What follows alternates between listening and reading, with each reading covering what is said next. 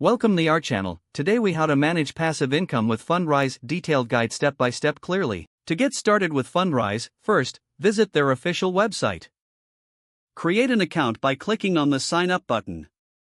Fill in your personal information, including your name, email address, and password. Next, verify your email by clicking the link sent to your inbox. Once verified, log into your new Fundrise account. You will be prompted to complete your investor profile. Provide details about your financial situation and investment goals. After completing your profile, review the investment options available. Fundrise offers various funds tailored to different investment strategies. Select the fund that aligns best with your passive income goals. Once you choose a fund, decide how much you want to invest.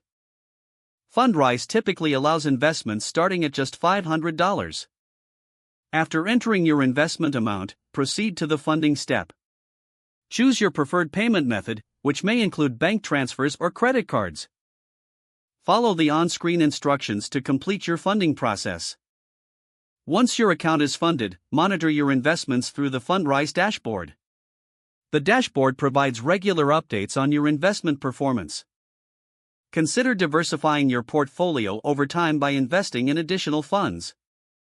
Regularly review the market trends and performance reports provided by Fundrise. You can reinvest dividends to grow your passive income further. Stay informed by reading articles and resources available on the Fundrise platform.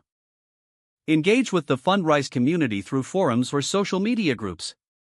Adjust your investment strategy as needed based on performance and market conditions. Remember to keep your investment goals in mind throughout the process. Patience is key when managing passive income. Allow your investments to mature. Finally, enjoy the benefits of passive income generated through your Fundrise investments. If the page does not load, refresh the browser or try again in a private or incognito window. Make sure you are using the correct email address, then retype it carefully to avoid small typos. Don't forget to like this video and subscribe to our channel for more step-by-step tech guides.